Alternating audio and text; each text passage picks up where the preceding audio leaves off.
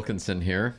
Today my guest is Alex Stratikis, and you're from where? Greece and Scotland? That's right. So, yeah. Alex came to me as a couch surfer, house guest in my place. We've had a few days together, had a lot of fun talking, and then I said, got to have you on my podcast. So here he is. Say hi, Alex. Hey, everyone. So I'm glad you're here. Let's talk a little bit about you. Tell us a little of your history, where you're from, where you grew up, who your family is, blah, blah, blah. Okay, so my dad is Greek and my mom is Scottish. And I grew up in both, I guess, kind of, I don't know, equally, but yeah, until the age of 20. And then I moved to Japan when I was 20 years old. And that was, I guess, my first real experience away from home, from family. What took you to Japan? Well, I'd been learning Japanese since I was 13, so it was probably the best place to go to get more involved with the language, yeah. So I'm curious, why did you choose to learn Japanese? So we'd always had family friends who were Japanese. Okay. And I guess, yeah, they used to send me stuff, like as presents and...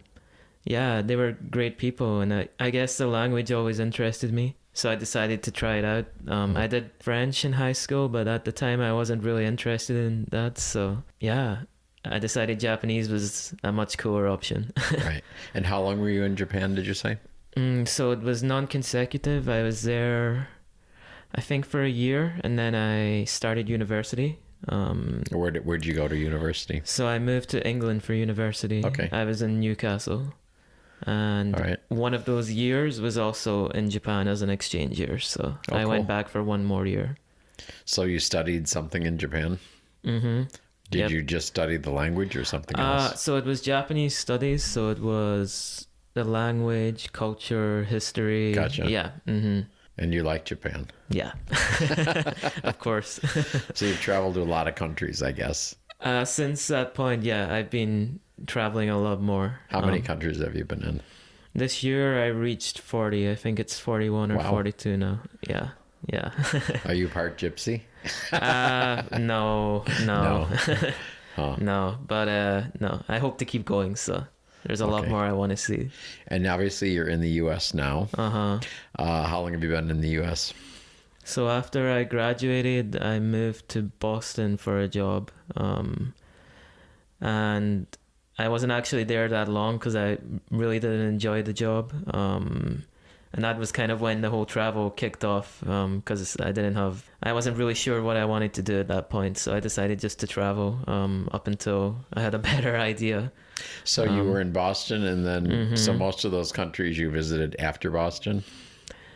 A lot of the European ones were before, but yeah, after Boston, that was when I kind of really kicked off on the, I guess, pedal to the metal with the travel. So, yeah. What is your most exotic country you've been to? Most exotic? Yeah. Ooh. In Tropical whatever way, island, maybe? Whatever way you want to call it. Yeah, exotic. I don't know. Maybe like the Bahamas, or I guess that's exotic in my mind. Also, Hawaii and Puerto Rico. I mean, they're both technically the U.S., but yeah. So from you being over there, I mean, you're saying Hawaii and Puerto Rico, and I go, but you like it. Yeah. Because it's different for you. I love warm places. I like islands. So you must like Palm Springs. Yeah, of course. Except you're coming here when it's a little bit chillier. The weather's fine. It's better than most of Europe right now. So, yeah. All right, and you have family where? What's your growing up situation? So I have family in Greece, and then on my mom's side it's more complicated. So I guess like mainly it's Scottish and Irish mix, but we also have a lot of family in England. On my uncle's side, like we have I have cousins who are like half Ukrainian, Spanish, some Jamaican.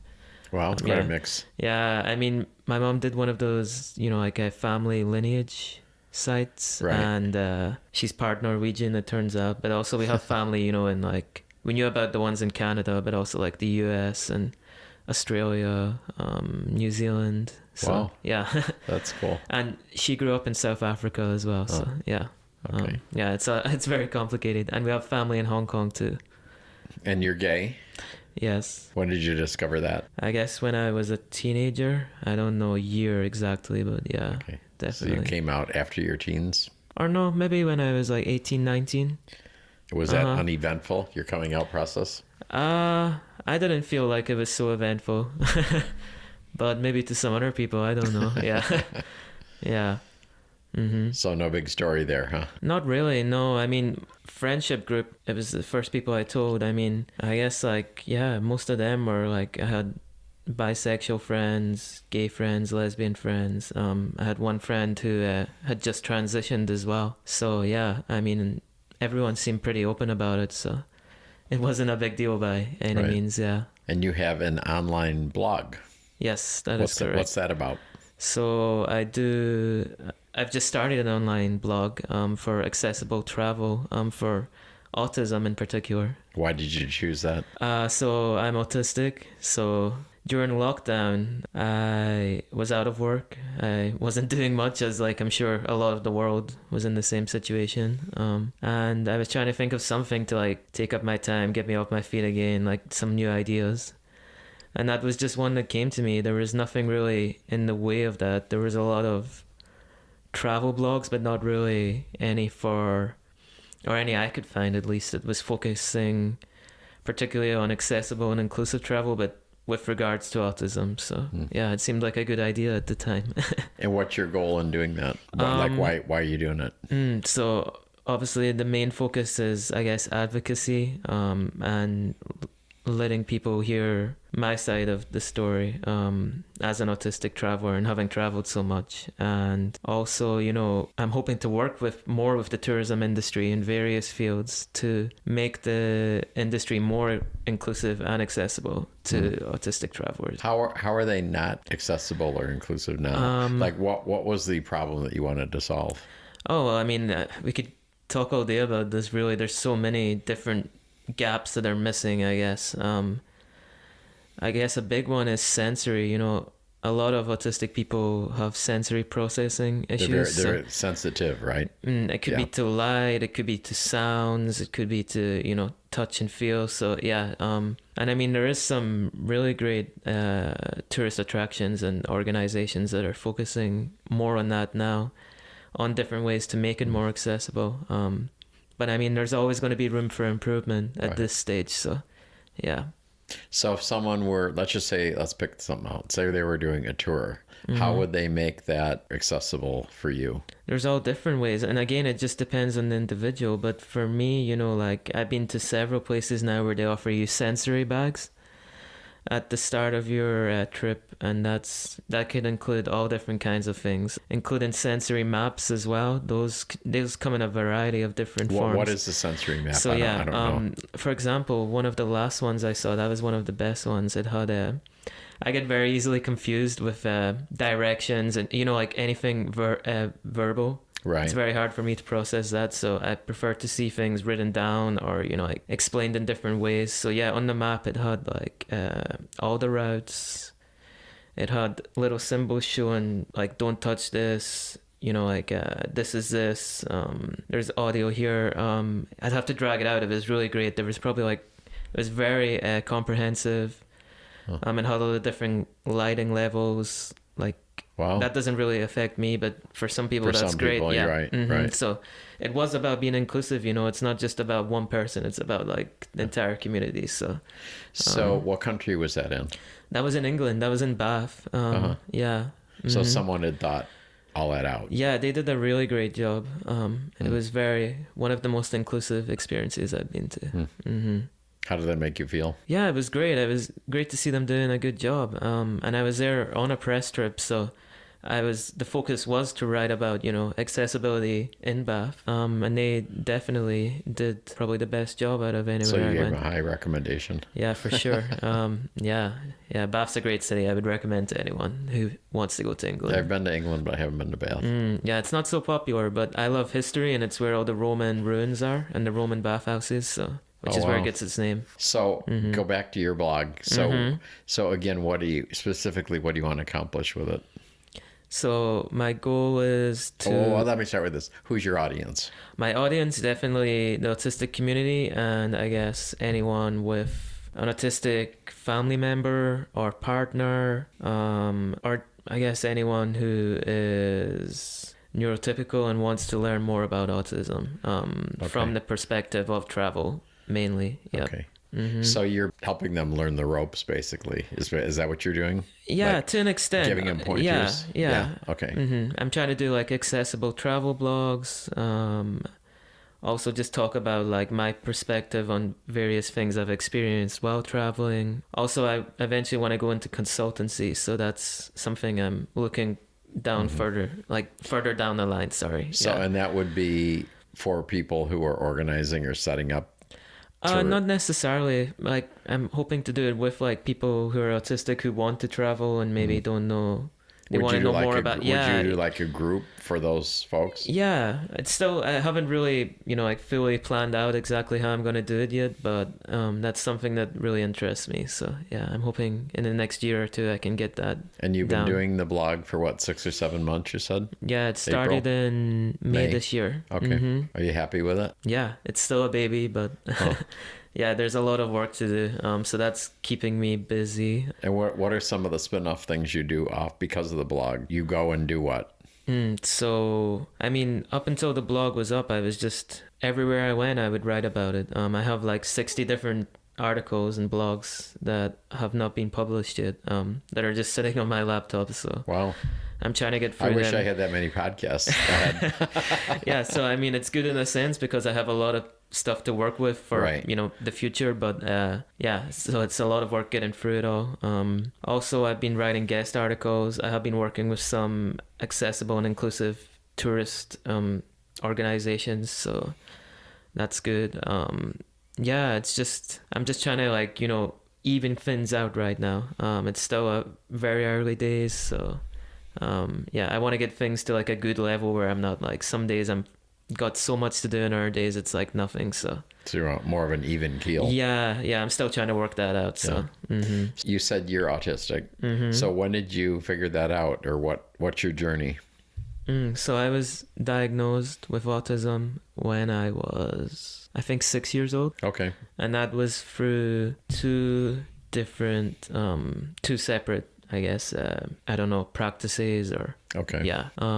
And yeah, I mean, most people I know who are autistic haven't been diagnosed that early, so I guess... Do you think that was a benefit? Well, I mean, it gives you access to services that a lot of people need, so it definitely was a benefit. Yeah, and that happened in Scotland, so I guess it was free because, NHS, I guess it was free. That I'm not really sure. So when you're at that point, I mean, you're only 6 years old, so you probably can't remember a whole lot about it, but did you realize you had a problem, or did the people in your life or your teachers say we need to check something, or how did that unfold? I think that's what happened. Okay. In terms of like socialization and like behaviors. So, I mean, at 6 years old, I didn't really notice anything. So, right. Yeah. Yeah. Whatever you are is normal at that point, right? I mean, it's typical, I should say. Yeah, exactly. So, yeah. So what are some of the greatest challenges for you? As an autistic adult? Well, we all have challenges. Definitely. So the regular stuff we all have, don't talk about. Yeah. There's some big ones. So definitely work is a big one. In terms of disabilities, I read recently, and it's quite a scary statistic that autistic people are the most disadvantaged in the workplace. Like 87, 75, somewhere between there percent is unemployed. Oh, really? Yeah. And it's not always because people don't want to work. The vast majority do want to work. For the longest time, I did want to work and I couldn't get a job. There's a lot of barriers in the way of autistic people getting jobs. Is it mostly around communication and those skills, or what? That's a big part of it. I mean, lots of jobs, the interview process alone, that's very not autistic friendly in probably 9 cases out of 10 or more. A lot of autistic people as well, including myself, don't like telephone calls. We can't do it. It's like very anxiety inducing. Oh, really? Yeah. So, are you better in person then, or what? Much better in person. I do not like to talk on the telephone. Unless it's with someone I know. Okay. It's different if it's someone I know. If it's someone I don't know and it's an unexpected call as well, that just freaks me out. So... Do you know why that does that? I read an article about it recently and it just made so much sense. But in terms of why, I don't know. It's just an autistic trait, I guess. I think it's to do with the I think there's several reasons, you know, the lack of face, not being able to see the person you're speaking to, like being able to read the lips and stuff. So the unknown is just the like kind of scary. unknown, I guess that's one of the reasons as well. And also the unexpectedness of, you know, someone just ringing you out the blue or whatever. So yeah, that alone, that's just one barrier out of thousands, you know. So there's a lot to consider, and I don't think many workplaces really take into consideration that. So did you use the words neurotypical before? Yes. So okay, yeah, I'm familiar with that. Yeah. It's because a lot of times the way I look at all this is, you know, we all think differently. It's just the way we're made. Yeah, exactly. So neurotypical would be just counting numbers. More people think about something this way or react some way, right? Yeah, it's what's but considered it's not like typical you're wrong by exactly because you do it. Yeah, you think and that's like way. The whole movement of the neurodiverse movement. You know, it's like that. It's just a different aspect of, you know, behavior and the way people think and feel, and it's just like two sides of the same coin, I guess. Right. So, yeah. So you're gay. I assume you date sometimes? Date sometimes, yeah. How does this affect that? Yeah, it's not always easy.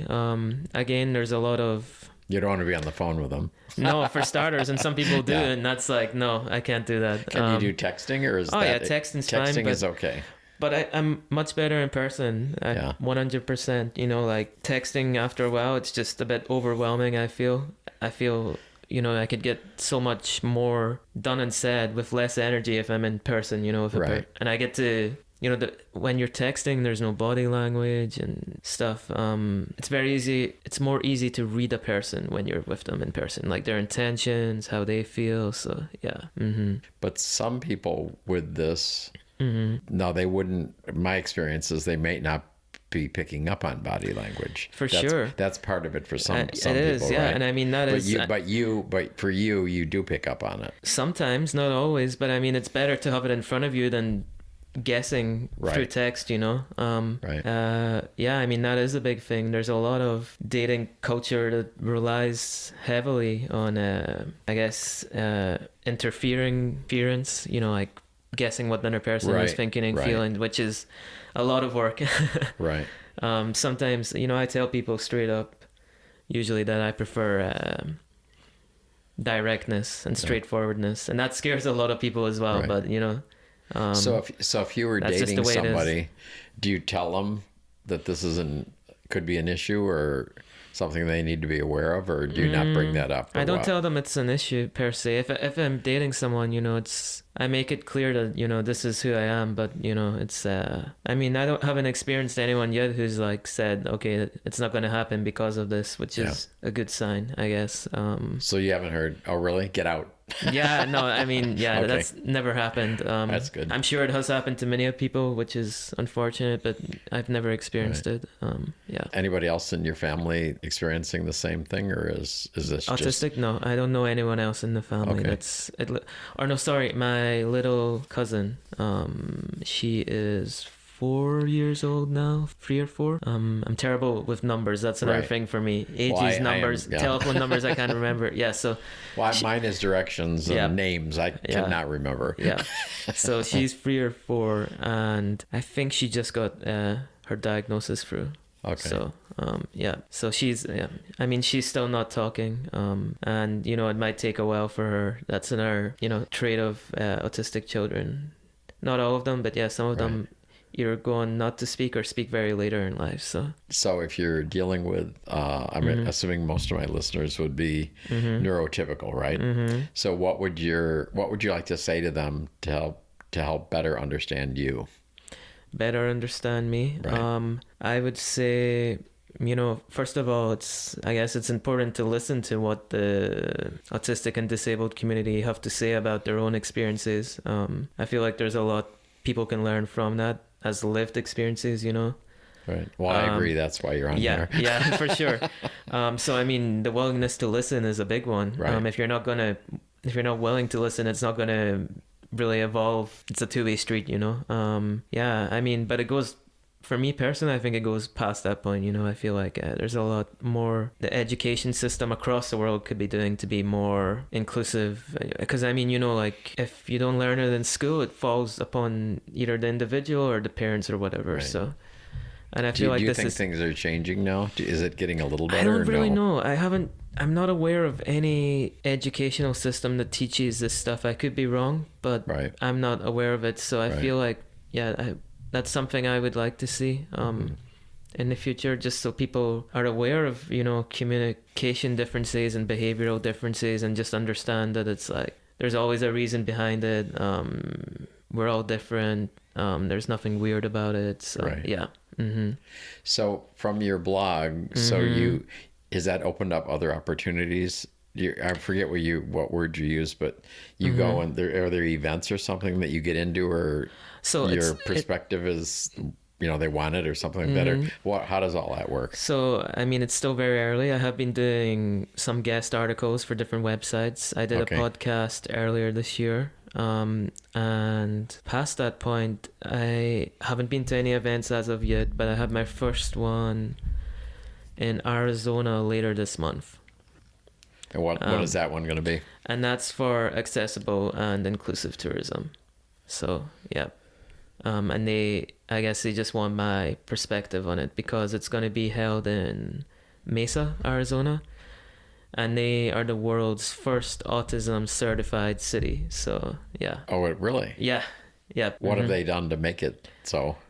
I guess so the company that certifies them, I've been doing some work with, and... Well, obviously education would be a part of that. Exactly. So I think you have to have 80 or 90% of your staff have to be trained in, like autism. Wow. How to deal with autistic patrons, customers. That's pretty impressive they could do that. Yep. And so I guess also as well, when it comes to being a certified city, I think a certain amount of like the organizations or tourist attractions have to be within that ratio as well. So, so yeah, it sounds like they're doing a good job on paper. So yeah, I'm going to go out and see it later this month. When you say accessible, you're talking about autism, right? Mm-hmm. Because I mean, when I first heard that, I mean, obviously autism did not come to my mind. So is that a problem? Just, do you think that would be in getting the word out? Well, I mean, like when I hear accessible, I think more of ADA things, like you need ramps or something for people like that. And I mean, so accessible travel, it's a very broad right thing. I'm just dealing with a very small fraction of it, but it's just, so that's your slice of the pie. Exactly. Yeah, I mean, I can't talk about, I don't know, people with mobility issues, for example, because I don't have that lived experience. Right. It wouldn't make sense for me to go down that path, but it's all comes under accessible travel. So all right.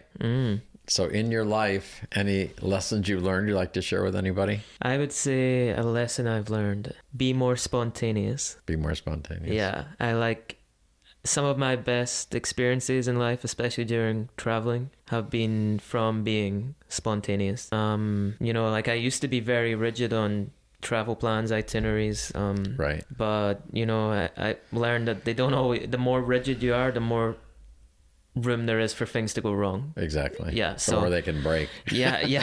Right. So that was the start of it, I guess. And then I eventually just started doing things day by day, when it was reasonable. I mean, if it's peak tourist season, sometimes it's a bit difficult not to book in advance, like your hotel room, for example. But well, as we've talked about, I mean, I've hosted, I don't know how many, I've had vacation rentals, the couch surfing, which is probably over 700 people in my homes, and now Airbnb. But one thing I would say as far as couch surfers, and it ties into what you just said, and that is that, a lot of them, they crave spontaneity to the point of it's almost addictive, I think. Yeah. Because it's like they really don't want to know where they're going to stay tomorrow night or tonight. Yeah, it's part of the adventure, right? Yeah.